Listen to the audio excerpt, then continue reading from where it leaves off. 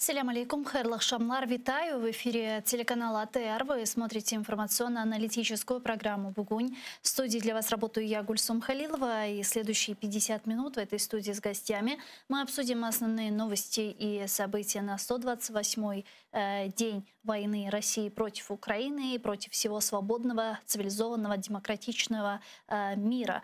Я напомню, что мы работаем в прямом эфире. На ваши экраны режиссеры периодически выводят номер телефона. Вы можете звонить к нам абсолютно бесплатно по Вайберу, а также можете присоединяться по скайпу. atr.tv — это наш адрес, +3 8067 63 46 130 — это наш номер. И не забывайте подписываться на наш YouTube-канал. Там мы вещаем как в онлайн-режиме, так и выкладываем самые интересные фрагменты из наших эфиров. Выкладываем практически все наши программы в записи. Если вдруг не успели посмотреть в прямом эфире, смотрите их в нашем YouTube. И не забывайте обязательно ставить лайки. Это крайне важная поддержка для Первого Крымско-Татарского. Я же рада представить гостя, который присоединяется к нашему эфиру. Це Андрій Юсов, представник прес-служби Головного управління розвідки Міністерства оборони України, а раніше політичний діяч, директор школи відповідальної політики, тобто мирне время. Пане Андрію, вітаю вас. Салям алейкум. Добрый вечер, витаю вас. Пане Андрею, совсем недавно западным средствам массовой информации начальник Главного управления разведки Министерства обороны Кирилл Буданов сообщил о том, что переломный момент в войне наступит в августе, а к концу года боевые действия практически снизятся до нуля. Вот можете ли нам пояснить переломный момент в августе, почему и что означает вот снижение боевых действий до нуля к концу года? Означает ли это, что мы выходим на наши границы 91-го? Це наше завдання, і неодноразово Кирило Олексійович Буданов озвучував, як і Верховний Головнокомандувач, про те, що завдання – звільнення всіх окупованих територій, без виключення. І кордони України, ми маємо на увазі кордони 91-го року, і інших Україна не знає і не визнає. Що стосується серпня і кінця року, то зрозуміло, що на підставі, це не прогноз, тому що ми говоримо не про погоду, але на підставі наявної інформації, української насамперед, розвідки наших міжнародних партнерів, на підставі аналізу ситуації на фронті, динаміці стосовно допомоги Україні наших західних партнерів, операцій контрнаступальних, які проводять українські Збройні Сили, на півдні, зокрема, ми можемо говорити про ось важливу точку, яка має відбутися в серпні місяця, і чекаємо справді на переломний момент. І так, зрозуміло, коли ми говоримо про гарячу фазу, це передбачає, що ресурси ворога в тому числі мають певні ліміти. І є очікування, що гаряча фаза закінчиться до кінця року, але підкреслюємо, що гаряча фаза не означає припинення російської агресії взагалі і, власне, точно не передбачає припинення українського спротиву і боротьби за українські території. Тому така боротьба буде тривати стільки, скільки потрібно для полного вызволения Украины від російських загарбників.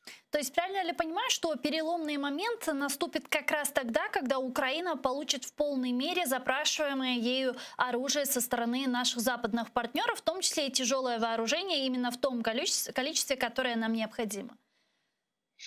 Безумовно, така допомога дуже важлива, і вона буде мати серйозний вплив на ситуацію на фронті.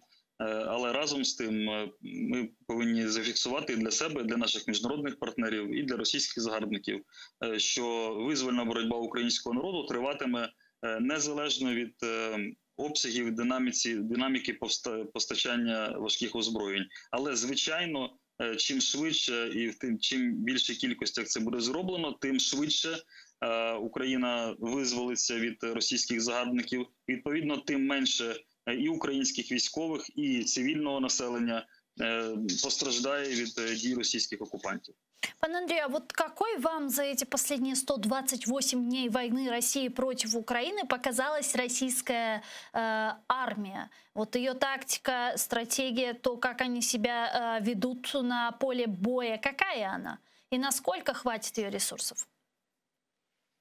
Я думаю, що ми точно повинні говорити, коли аналізуємо дії російської армії, просто уявляти собі, що ми маємо справу не з європейською армією, не з якоюсь армією західного зразка, для яких справді мають велике значення життя солдата свого насамперед і життя цивільного населення, неважливо свого чи ворожого. Так от російська армія – це армія, яка воює без правил. Власне, це не армія, її можна назвати словом банда.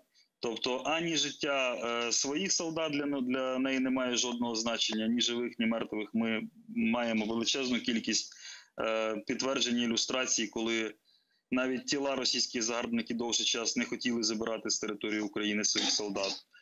Ані цивільне населення, ставлення до українського мирного населення, попри всі лицемірні заяви Путіна і членів його банди про цілі так званої військової операції, а по суті загарбницької війни, про те, що мирне населення не буде страждати, про те, що це все високоточні удари, ми б'ємо тільки по військових об'єктах, це все брехня. І в сьогоднішній день Одеська область і Сергіїва цьому драматичне яскраве підтвердження. Це, власне, не армія. Коли ми говоримо про сучасну армію в світовому розумінні, це певні стандарти, мова не про озброєння, мова про ставлення до своїх солдат і до цивільного населення. Так ось це банда з усіма наслідками. Так, банда озброєна і банда достатньо чисельна.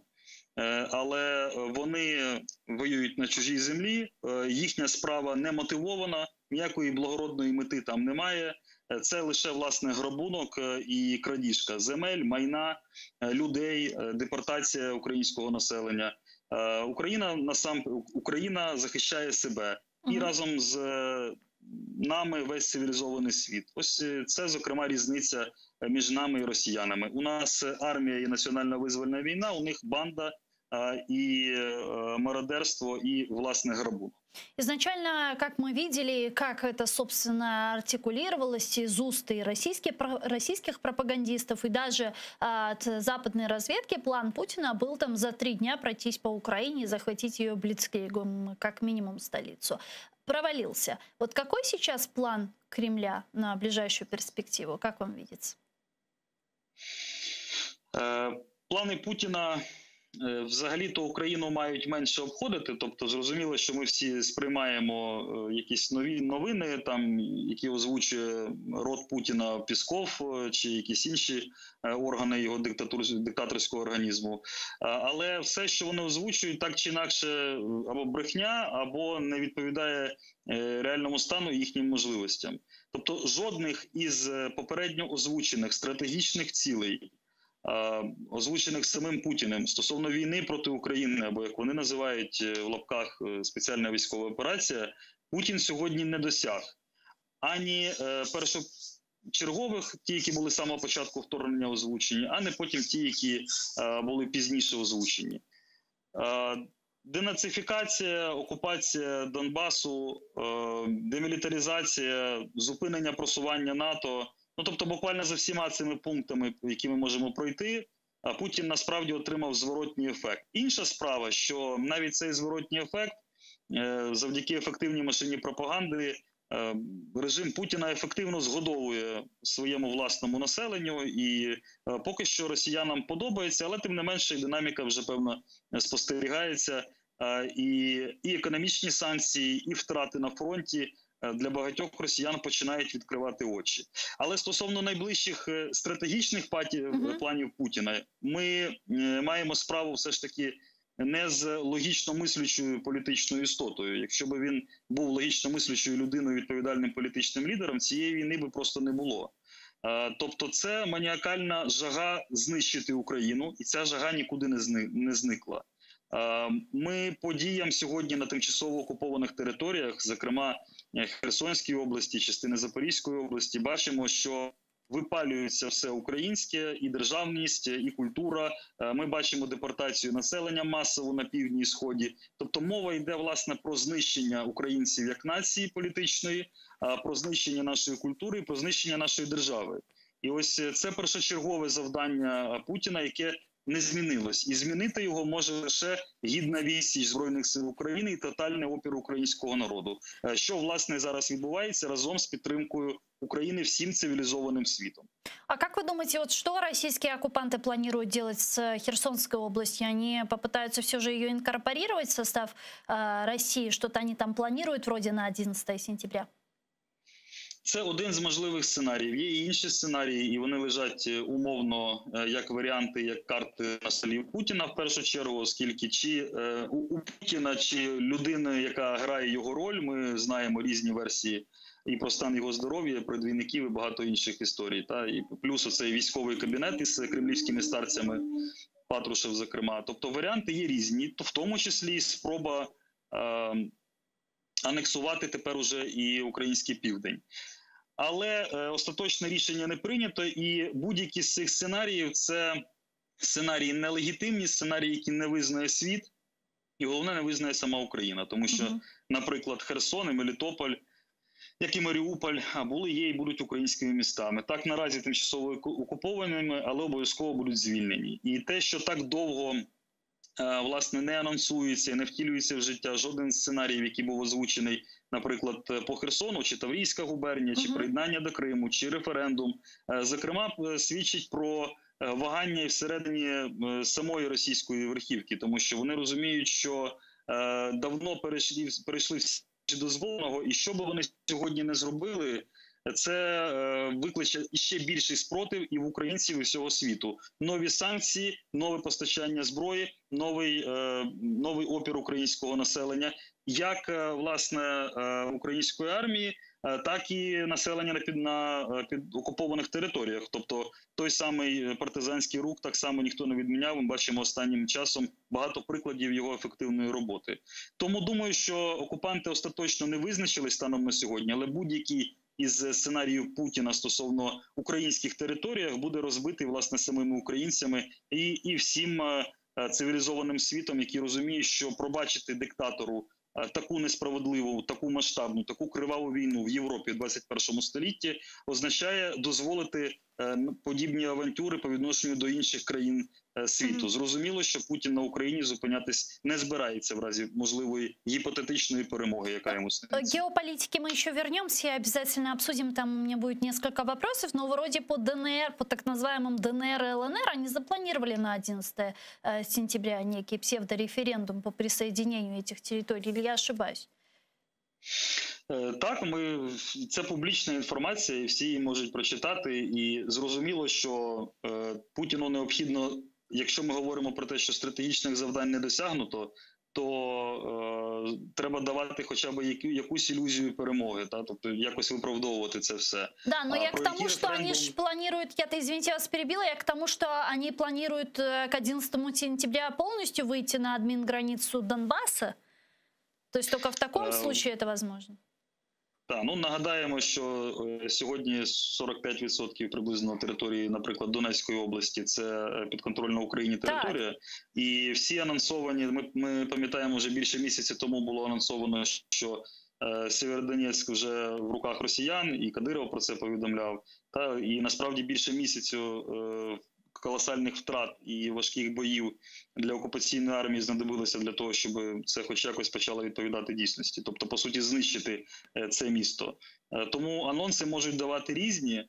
І головне, ми повинні розуміти, що жоден анонс, який би нам подобався чи не подобався з вуст росіян або їхніх маріонеток, до реальності не має ніякого відношення. Ми пам'ятаємо анонси Лаврова і Піскова про те, що жодного російського вторгнення в Україну не буде.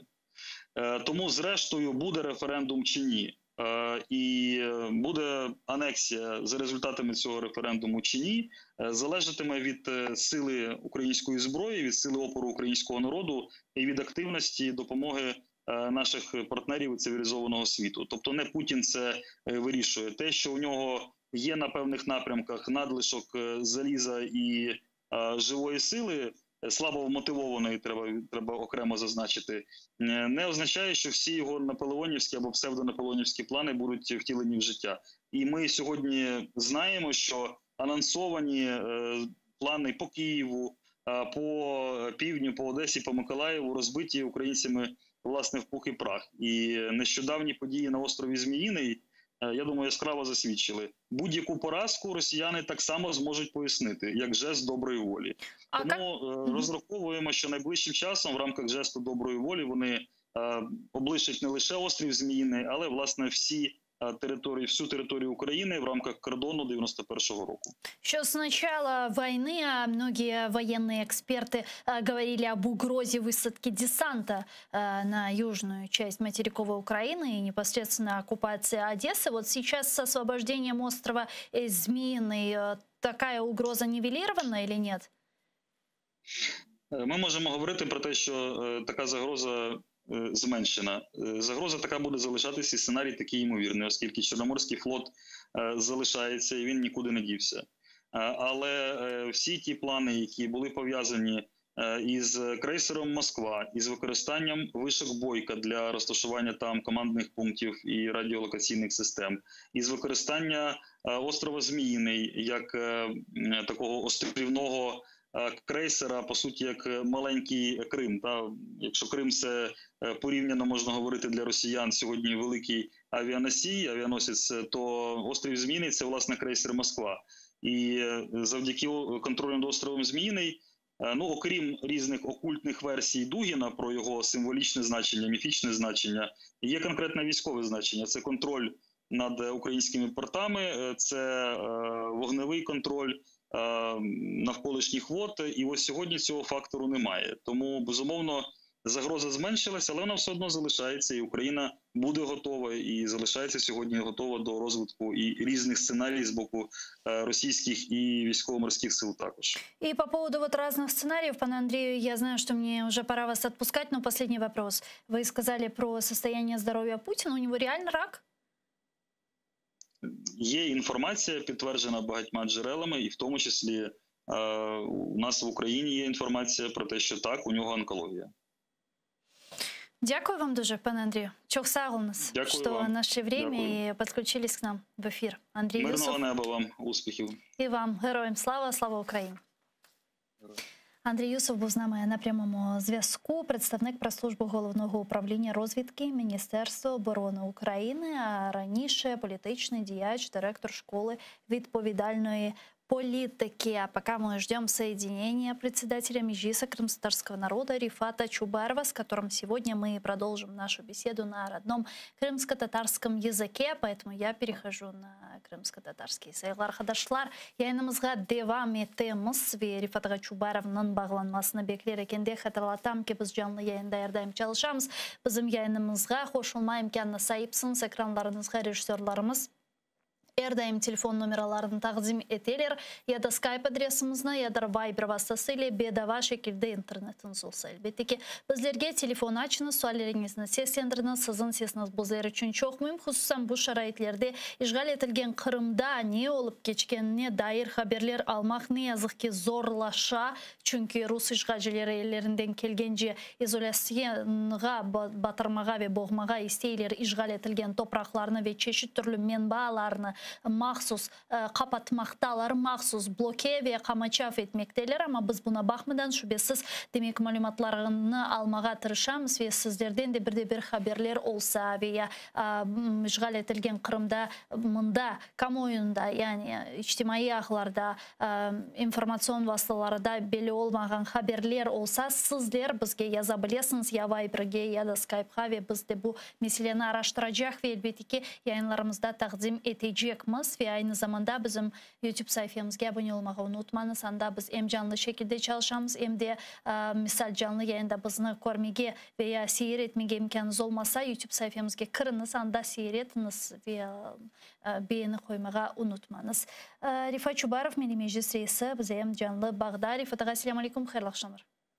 Hayırlı akşamlar, selamünaleyküm. Rifat ağa, sizden evvel bu yayınımızda demek Anife Hanım Kurseytova'nı selamladık ve onun beraberlikte demek Kırım Ailesi Teşkilatı'nın Türkiye'deki şimdiki faaliyeti etrafında laf etken edik. O bizlerinin çeşit türlü demek detaylar, çeşit türlü malumatlarla paylaştı ve birçok ailelerinin demek Eskişehir'de bulunganına dair, anda Türkiye Devleti tarafından çok yardımlar verilgenine dair demek bilgiler berdi ve aytkan göre Milli Meclis'te demek bularının hepsinin teşkil edilmesi yönelişinde bayağı demek yardımlar göstergen ve komünike içerisinde yapılgan hareketler. Buna nasıl siz düşünüyorsunuz? Kırım Tatar ailelerimiz, Türkiye'ye göç etken Kırım Tatar ailelerimiz yakın müddette kaytabilecekler mi Ukrayna'ya? Onların kaytması nege bağlı? Türkiye bu cenkten kendilerini ve birinciden balalarını kurtarmak için ketken ailelerimiz onlar çoksu işte kadınlarının ve onların balalarının bağlı. Çünkü hocaları ya cenkteler ya başka çalışmalarda Ukrayna'nın içindeler. Ve elbette şimdi Ukrayna'da bu tehdit, korkular burada azlaşsa ya da yok olsa, silinse elbette yaxşı olurdu ki onların burada yeniden evlerine ya da yaşayan yerlerine, çok evleri de yok Ukrayna'da, yaşayan yerlerine kayıtması elbette bu cenkin sonunla, bitkeninle bağlı olsaydı daha yaxşı olurdu ama şimdi de cenkin sonu ne vakit olacağı da birisi o kadarlık söylemez. Çeşitli prognozlar var ama işte Allah'ın yardımıyla ümit ediyoruz. Bu senenin sonuna diyoruz. Gelecek sene diyoruz. Ve şimdi de Ukrayna'nın her köşesinde yaşayan insanlara Rusya ordusu tarafından, Rusya askerleri tarafından ya raketler ya bombalar atılabilir. Ve burada böyle tinçlik yok. O sebepten benim fikrim ve ben bu korantalarla bağdayım. Benim fikrim yakın aylarda da Kiev'e ya da Ukrayna'nın başka bölgelerine kayıtmağa da mümkün değildir deyip böyle fikrimi bildirem olarak. Demek Türkiye'de Kırım Tatar ailelerinin demek teşkili faaliyetleri olsun, çeşitli türlü tedbirlerinin ötkerilmesi, yardım kampanyaları ve buna dair yapılabilecek hepsi hareketlerde Türkiye'de bulunan derneklerimizin faaliyetlerine nasıl kıymet kesiyorsunuz? Şimdi bizim toplumlarımız orada böyle çok sepilmiş değil de Türkiye'nin içinde Eskişehir'de, Bursa şehrinde ve Kırklar 50 diyen yerde ve sağ olsun oradaki derneklerimiz çünkü onlar hepsinin çok yakınlar. Korantalarımızda ellerinden gelgen yardımları yapmaya tırışalar. Şimdi burada böyle anlamaya gerek. Birinciden yatak ve aşayiş ya da yemek meselesi devletke bağlı. Türkiye devlet işte insanlarımız da orada balalarını yaşamaya bana göre böyle yaxşı bir şartlar orada böyle hazırladı. Böyle yatakhanelerde yurt değiller orada. Yurtlarda studentler yaşayan yerlerinde ama ayrı ayrı odaları var. Ve odalarında suyu, sıcağı, banyosu, her şeyleri var. İşte yemekler evet orada hazırlanan belki bazı farklı kendileri hazırlamaya alışkan korantalar belki buna çok memnun değildiler ama işte o da devlet tarafından derneklerimiz ise ufak pek şahsilerge orada yardım etmeye volontör şeklinde. Burada nasıl orada da öyle tırışalar işte balalara giyinecekler. Ama hepsinden çok önemlisi orada şimdi hem büyükler hem balalarımız devlet tarafından orada okullar organize yapıla ve her bir taraftan Türkçe'yi öğrenmek için Türkçe dilini böyle istidatlı balalar için çeşitli türlü gerekler buradaki gibi danslar, müzikalar işte hep bunlardan böyle yardımcı olmalar orada tırışa. Şimdi aynı zamanda geçenleri Türkiye Cumhuriyeti'nde çok mühim böyle bir karar kabul edildi. Kırım Türkleri için, Kırım Tatarları için. Onlar demek Kırım Tatarlarga uzun müddetli oturum izni, hikamet kağıdı diyorlar Türkiye'de. Kararı alındı. Kırım Tatarlarga böyle hikamet uzun vadeli vid na жительство yani bizde değiller Ukraynaca ama uzun menzilli olacak iken. Bu demek haberge siz şahsen nasıl kıymet kesesiniz? Bu bizlerge nasıl bir kolaylıklar yaratacak ya da aksine belki bazıları için fırsatlar verilecek de çoğularımız Türkiye'de kalmak ister. Böyle bir riskler olabilir mi? Ne düşünüyorsunuz bu alınan kararla? Şimdi bakınız, bu statusun gerekliliğine ben eminim ve ben bu hazırlandığı vakit kol tuttum bu statusluğa çünkü bu hükümet şimdi oradaki insanlarımıza çok fırsatlar veriyor. Çalışmak, birinciden çalışmak çünkü ne kadar seni orada yatağını, yatacak yerlerini ya da boğazını, açını bakacak olsalar ama sen orada davranmasan, çalışmasan sen istediğini orada yapmaysın. İşte vergi yatağına razı olacaksın, vergi aşını kabul edeceksin. Biraz çıkaran kendini orada böyle biraz yaşayışını kendin böyle alıştığın gibi kalıp varması da zor ola ve birinciden çalışma meselesi. Hükümet insanlarımızla iş araması ve çalışmasına yol açar. Birincisi. İkincisi başka haklar da var orada. Hastalansalar Allah göstermesin.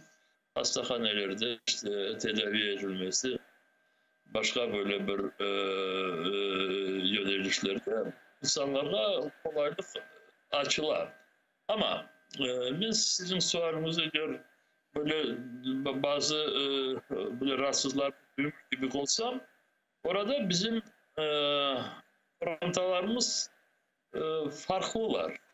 İşte birincisi bu cenikten kendilerini ve balalarını kurtarmak için gitken insanlarımız ve bu esas Ukrayna'dan bana bu 24 Fevral'den başlayıp ketenleri ve dedim ki onların çoğusunun hocaları buradalar ve onlar düşünmeye, onlar kayıtmaya düşünürler ve çoktan sık sık böyle sorarlar. Ne vakit buldun diyor. Biz onlara yok demiyoruz. Çünkü kendilerine bağlı ama biz onlara değil ki aşıkmamız. Çünkü burada da her bir türlü zorluklar olabilir. İkinciden Türkiye'de şimdi evvelden 2014'ten sonra Kırım'dan ya da işte Kırım'dan çıkıp Türkiye'ye varıp çıkan insanlarımız da orada varlar. Az değiller.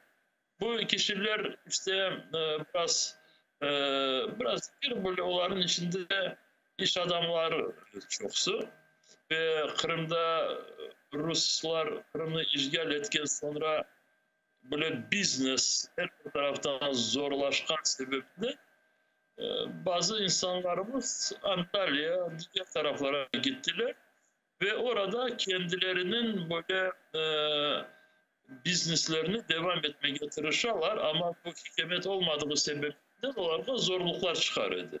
Şimdi onlara bu zorluklar da şimdi yoldan çekildi. Bu kişiler kendilerini gelecekte farklı alıp varabilirler. Bana göre Kırım'dan ne zaman fırsat olganını onlar kendilerin yatırımlarını kendilerine Kırım'a çevirebilirler ve bazıları Türkiye'de de devam edebilirler. Çünkü şimdi bu serbest ekonomik ülkelerde insan kaç ülkelerde varlığına göre biznes işlerini alıp varabilir. Ama daha başka kişilerimiz var. Bu mahsus Kırım'dan ayrılmak isteğini Kırım'dan gitken insanlarımız. Elbette onlar Kırım'a çeşitli sebeplerden kayıtmamayacaklarını bazıları bildirirler. Diyorlar ki biz kayıtmayacak. Biz öyle insanlara biraz anlatmak çalışıyoruz durum nasıl olabilir. Çünkü işte ne kadar zor olsa da ama gelecekte kendi milletine ve kendi vatanına ne kadar yakın olsan o kadar gelecekte sana faydalı olabileceğini öğretiyoruz. Öyle insanlar da var. Diyeceğim hikaye şimdi insanının içindeki duygularına bağlı. Bu bir alet. Bu alet nasıl kullanacak insan? İşte koluna böyle bir bilmeyeyim çalışmak için bir alet verdiler. Ya da bunu çalışıp bu aletini kullanıp orada kendisini ballarını bakıp ballarını okutup Türkçesini, İngilizcesini kendisi de bilgiler alıp Kırım'a kayıtmaya düşünecek insan ya da bu aletini kullanıp Kırım'dan uzaklaşmaya devam edecek. Öyle söyler de var. Ya bu demek kağıtını alma prosedurası hakkında derneklerle mi insanlar demek münasebetke kirmeli, kommunikasyon etmeli ya da bu devletle mi yapılacak işler? Bu prosedür neden ibaret? Devletin pozisyonu. Burada ben de öyle işitmedim ki birisi bile bilmeyeyim ricada bulunacak mı ya da rekomendasyon yapacak mı, öyle şeyler ben de duymadım. Yani bu devlet anda gelip demek bu devletke müracaat etmeli. Okey, anladım, yaxşı. Aynı zamanda demek Türkiye meselesini devam ederken de takip edirsiniz. Türkiye'de bulunan bazı jurnalistlerimiz, onlar sırasında Osman Bey de şimdi yakın böyle şekilde gemiler meselesini takip ediyor ve hususan bugün Kazakistan gemilerinden Rus bayrağı altında Kazakistan gemilerinin sularga kirgenini, o bölgeye kirgenini ve Ukrayna demek buğday, hırsızlangan buğdayını keçirgenine dair böyle bir mesaj, büyük bir mesaj yazdı onun içtimai ağlarında. Kazakistan ne alaka yani? Onlar ne için karışa bu işe nasıl düşeceğiz? Şimdi bakınız biz bu böyle şahımsızlar ya da dünya tarafından Rusya'ya karşı kabul edilen yaptırımları bozgan birisi olduğu vakit biz bazı yerlerde haksız devletleri ve şirketleri karıştırıyoruz. Devletleri ve şirketleri arada çok büyük fark var. Çünkü şimdi ben gördüm bu Tunev'in otogunda laf etmedim Osmanlı'nın bu Kazakistan'da registrasyon olan gemi Berdiansk limanına, Ukrayna'daki Berdiansk limanına girmen şimdi yanılmazsam oraya girip buğdayları yükleyip ve o buğdaylardan şimdi Türkiye'ye varıp çıktı ama ondan önce öyle gösterdi ki dersin ki Rusya'dan bu buğdaylar çıktı ve Cibek yolu diye geminin ismi öyle. Cibek yolu işte Soltuy Put. Ne olsa da ama şimdi o öğrenmeye gerek. Biz de Kazakistan'daki bazı bizden çalışkan taraflara bu informasyonu yolladık ve dedik ki burada biraz öğrenimiz de ve Kazakistan toplumuna bildirimiz. Burada Kazakistan devletinin rolü var mı? Yok. Ama rolü böyle olmasa orada Kazakistan'da registrasyon edilen şirketler bunu yapar ve bu da çok yaramay bir şey. Pislik bu. Ve Kazakistan'daki topluma biz bunu şimdi bildirmeye çalışıyoruz. Yarın öbür gün bana göre Kazakistan'da bir reaksiya buna olacak. Yani sizin fikrinizce bu reaksiya bizlerini memnun etken şekilde mi olacak ya da Rusya yanlısı mı olacak? Şimdi sebeplerini bilmeyek de ne sebeplerini de gir düşüncelerini bilmeyek. Nasıl mekanizmleri kullandılar.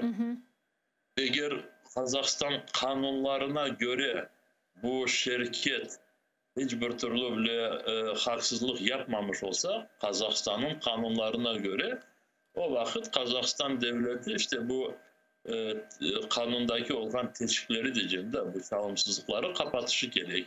Ve biz bunu rica edeceğiz ama Kazakistan'da registrasyon olan şirket bu hırsızlanan buğday olganını bilip de böyle yapkanına ona başka bir mekanizmler arayacak. İşte dünyadaki limanlara girmeye olmasın, ondan birisi anlaşmalar kurmasın, işte arendaya almasınlar.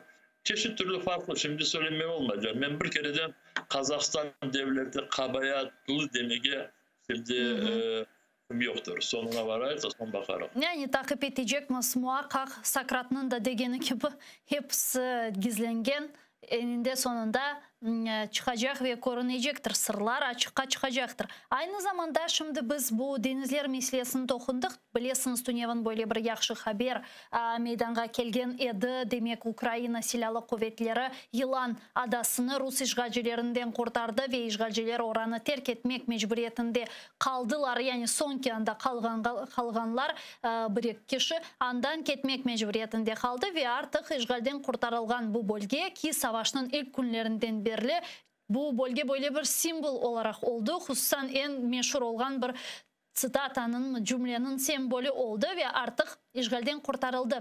Aslında bu adanın işgalden kurtarılması Ukrayna için ne kadar mühim böyle bir hareketlerden biridir ve ikinci sualim bu adanın artık Ukrayna'ya ait olması gayradan bu demek bu buğday eksportu meselesinin çözülmesine mi yol açı? Şimdi birinciden Ruslar Tünev'in bu adadan gitkenlerini öyle bir anlatmaya tırıştılar ki dersin ki işte bütün oradaki vazifelerini bitirdiler de şimdi orada bir şey yapacakları yoktu. O sebepten kendilerinin isteğinden adadan ayrılacak deyip öyle her bir tarafta haber ettiler de ve bu oradan gitkenlerini Rusya devletinin işte böyle dünyaya bir iyilik ya da Ukrayna'ya bir karşısına böyle bir iyi yaxşılık yapkanı gibi göstermeye çalıştılar ama gerçeği onda ki Ukrayna askeri Ukrayna silahlı kuvvetler tarafından bu adağa toplardan bu uzun ya da uzakka atkan toplardan oraya atak yaptılar ve ne kadar orada daha çok kalsaydı Rusya askerleri o kadar çok zararlar görecekler ve onlar oradan mecburi kendi isteklerinde de mecbur oldular oradan gitmeye. Şimdi bu askerlik ya da bu Karadeniz'in işte gemileri serbest böyle katlamasına faydalı mı garantili mi o kadar çok söylemiyor olmam çünkü bunu askerlikten bağlı, orduyla bağlı kişiler söylesinler ama bana göre böyle bu ada Ukrayna silahlı kuvvetler tarafından böyle Ruslar orada gitmesini mecbur etkeni Ukrayna toplumun ruhunu böyle kötürdü ve Rusya toplumunun ruhunu düşürdü. İşte böyle azat topraklar ya burada yarımada ama yarın bir gün ayrı bölgeler de olan Zaporojye, Kherson. İşte Ukrayna toprakları Ruslardan azat edildiğinde hepsi Cenk'in devamı nasıl olacağını düşünürler ve Cenk'in sonu inşallah işte bütün bu topraklar Ukrayna toprakları azat edilip gene de bir sınırın içine birleşirler deyip insanlar bunu düşünürler. Bu sebepten bilmeyeyim sizler dikkat ettiniz mi, yetiştirmediniz. Bugün Ukrayna medyalarda işte bugünleri olungan bu sosyoloji anketlerin neticelerini seslendirdiler, açıkladılar ve orada çok sualler insanların soradıkları anketleri yaptıkları vakit ya da soradıkları vakit sosyoloji sorum çok suallerine insanlar cevap vergenlerini neticeleri ama ben dikkat etkenim sualin neticesi bizim için bana göre çok böyle uygun. İşte insanlardan soradılar, hazırsınız mı bu Cenk'in sonu Ukrayna'nın toprak bütünlüğünden bitecek mi ve Ukrayna'nın sınırları 1991 senedeki sınırlara gelecek mi? Siz buna razısınız diye böyle sual çıkardıkları vakit %89% dediler ki tek böyle oluşu gerek. Diyeceğim 89% ya da 90% Ukrayna toplumunun 90% şimdi bu hem Kherson hem Zaporojye hem Kırım'ın azat Donbas'ın azat olganının bitişi gerek değil bu fikirdedir. Benim için bu çok önemli bizler için. Ya mına 83 kalanları bu Rus yanlısı mı ola şimdi? 89. Aha. 11% Rus yanlısı mı ola ya da sadece işte orada farklılıklar var. İşte bazıları diyorlar ki bazı topraklardan mecbur olsak da vazgeçmeye ama barış tescili olsun, insanlar öldürülmesin. Ya böyle açıktan Rus taraftarlar orada yoktur. Ama ya o kadar toplumun içinde 11% farklı kişiler olacak. Aynı zamanda bununla beraberlikte Avrupa Birliği'ne ve NATO'ya kiriş ile bağlı da sosyolojik tetkikatlar yapıldı ve bu sosyolojik tetkikatlarga göre Ukraynalıların %90'ı Avrupa Birliği'ne kirmege istey, %73'ü ise NATO'ya kirmege istegenlerine dair açıklamalar yaptı. Ben hatırlatam ki bir müddet evvelsi NATO'ya kirmege istegen vatandaşlarımızın miqdarı 66% edi. Şimdi 73'ke çıkan bu sonki sosyolojik tetkikatlarla kıyaslanğanı vakit. Yani Rusya'nın bütün taraflardan yapılgan stratejisi, kurgan stratejisi aksine oynay ve korgenimizge göre öyle de büyük bir strateg degir ekenler. İşte bu rakamlar hakkında ne düşünüyorsunuz? Gerçekten de Rusya Federasyonu bu Ukrayna'ya karşı 8 sene evvelsi başlayan cenkin neticesine ve daha 24 fevralden bu cenkin hem keskin böyle basamakına geldiğimizde Rusya Federasyonu bütün yapanları işte Ukrayna toplumunu kendisinden Rusya'ya çok uzaklaştırdı ve uzaklaştırdı da değil de aydın böyle düşmana çevirdi ve düşman oldu Rusya. Ukraynalılar düşman olmadılar. Rusya kendisi Ukraynalılara düşman olganının böyle yüzünü gösterdi.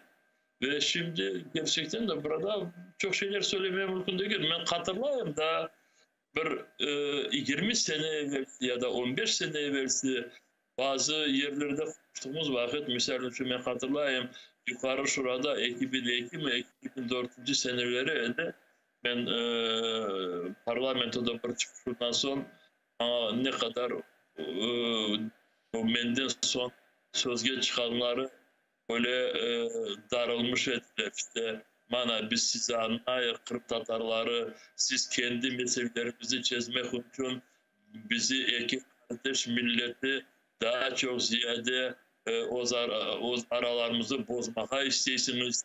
Ama bizler Slavlar ve Ukrayna milleti, Rus milleti de çok yakın. Bizim medeniyetimiz, dilimiz de bilmeyim, tarihimiz aynı sayfelerden bağlı. Öyle fikirde olan Ukrayna'daki siyasetçiler az değildi. Ve Kırım Tatar milletinin hakkını tüklemesine çok Ukraynalılar bu Moskova'dan bütün bu televizyon kanallardan o vakit daha gazeteler çok kolaydı dağıtılgan oradaki mesajları esaslanır ediler. Moskova'da her vakit işte dağıttıkları böyleydi. Ama Kırım Tatarlar şimdi Kırım'da kuvvetleşecekler, yerleşecekler, son güçlenecekler. Son olarak Kırım'ı işte Ukrayna'dan ayırmak için hareketler yapacaklar. Bizler ise Ruslar ve Ukraynalılar çok birbirimize yakın. Bizler bilmeyen bir ağaçtan ve dallarımız farklı olmayacak şeyler söylerler ama insanlar buna inanır ediler. Şimdi kim nasıl ağaçta ve kim nasıl dalda otura Moskova hepsini çok yaxşı edip anlattı. Moskova'nın davrandığı şimdi ona Moskova için dünyada aslında böyle dost degen hiçbir toplum kaldırmadı ve birinciden Ukrayna toplumu Moskova'nı endi 10 yıllar, belki 100 yıllar senelerinde düşman şekilde tanılacak ve bundan davranacak. Buna bazıları deyir ki, işte siz Kırım Tatarlar Ukrayna'nın tarafını tutasınız ama görürsünüz bu savaş bitse ve ilahire Ukraynalılar ve Ruslar kene dostlaşacaklar ve kene bu kardeşlik hanı falan ve ilahire bunlar meydana gelecek. Buna siz ne cevap verirdiniz? Nasıl düşünüyorsunuz? Böyle aslında ihtimal var mı Ukraynalıların Ruslarının bir müddet sonra barışacağı?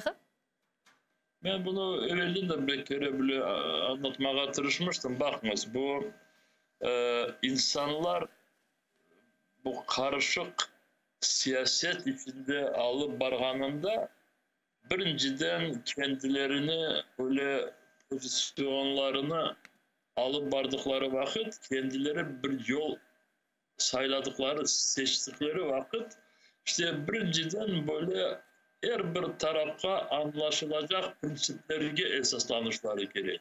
Adalet, hak.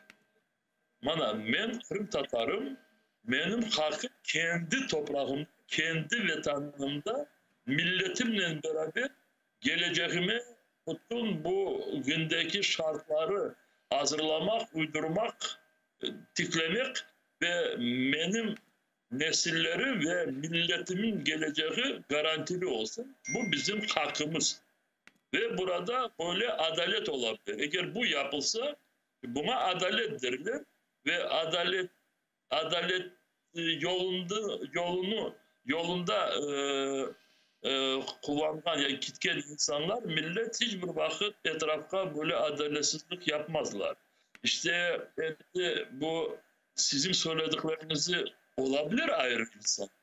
Siyasetçiler de olabilir. Yarın öbür gün derler ki yok istemeyiz. Çünkü biz endi battık bu avtonomiyalardan daha şeylerde. Yani Ruslardan endi kurtarıldık. Endi sizler başımıza bir şey getireceksiniz. O şahsiler olabilir. Ama o şahsilerin fikirlerine dikkat edip de millet kendi yolunu değiştirmez. Bizim yolumuz adalet yolunda ve yapkanlarımız bizim hakkımızda ve o sebepten ille inşallah hem Ukrayna toplumu hem dünya bizim yapkanlarımızı, istediklerimizi daha yapacaklarımızı kabul edecektir. Ve Rifat Ağam, işte yayınımızın yakınlanmasına uç daha hala sizin de malumunuz üzere biz bir müddetke ne yazık ki yayınlarga çıkıp olamayacakmız. Çeşit türlü şartlar meydanga ve çeşit türlü sebepler meydanga kelgeni vakit növbetteki haftadan men de bizim seyircilerimizge demek böyle bir ilan, böyle bir anons vereyim. Her gün yapkan 2 saatlik canlı yayınlarımız ne yazık ki bir müddet çıkmayacak, olmayacak ama zaman informasyon programaları ve umumi Ukrayna'nın milli telemarafonu olacaktır. O sebepten biz de sizinle yapkan yayınlarımızga ne yazık ki küçük bir böyle teneffüs vermek mecburiyetindeyimiz. Bugün sizin yapkan şimdilik bu sonki yayınımız. Küçük müddet verilmeden evvel siz de belki bir şeyler aytmağa isterdiniz vatandaşlarımızga. Buyurunuz. İnşallah biz çarelerini bulunuruz. Şimdi bu sosyal bağlar var. Telegram, Facebook ama Kırım'da anlayık. Bazı internet kullanması zorca ola. Çünkü Rus ilgalcileri tarafından misal için Facebook kapatılgan gibi bir şekilde. Ama inşallah insanlarımızdan bağda olmak için kanallarımızı hepsini böyle bir kereden joymak ve olganlarını daha böyle aktif kullanabiliriz. Şimdi yazın ortasındayız. Eğer normal bir durum olsaydı insanlar biraz her bir taraftan işte kendilerine, rantalarına uğraşacak dediler. Kiçkili balaları mektepke hazırlanmak, mektebi bitirgen gençlerimiz şimdi üniversitelere girmek için hazırlanacak dediler. İnsanlar işte yakında bayramlarımız olacak inşallah, Kurban Bayramımız. Ondan sonra toylar, dair bir şeyler, hayat bu. Ama elbette sonki 8 sene devamında böyle hayattaki normal olan adımları ot kelimesi de biraz hem zor kele hem sakıntılar pek çok. Ve insanlarımız her vakit böyle bir şeyler beklediği gibi yaşıyorlar. Allah versin de bu ayların içinde korantalarımızda bir türlü ucumlar olmasın, zararlar gelmesin, Rus işgalcileri tarafından baskınlar kasabalarımıza, evlerimize yakınlaşmasın. Arkadaşlarımız orada milletimizin namusunu kendilerinin böyle cesaretlerinden yakşı alan kişilerimizge destekçi olsunlar. Siyasi mahbuslarımız var, Palizak çoğunluğu. Onlar sayısı yazıklar olsun, 120'den ziyade. Hepsi yaşanan yerlerinde olarını bilirler. Ben hepsinin isimlerini söylemeye de olmam. Ama yaşanan yerlerinize dikkat olunuz ve hapiste olan kişilerin evlerine var. Onların ballarına yardımcı olunuz. Ve Kırım Tatar Milli Meclis azalarının birlikte olunuz.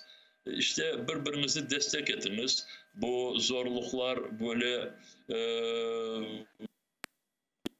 çok devam etmeyecek. Bunun sonu yakınlaşa. İnşallah Kırım'a serbestlik gelecek ve Rus işgalcileri yok olacaklar ve o zaman birbirlerimizden kavuşuruz ve birbirlerimizden işlerimizi beraberlikte devam ederiz. Hepinize hayırlı günler. Çok sağ olun Rifat Ağa. Büyük teşekkürler bu müddet devamında yayınlarımızga erkun bağlanıp suallarımızga cevap bergeniz için. İnşallah növbetdeki yayınlarda görüşkence.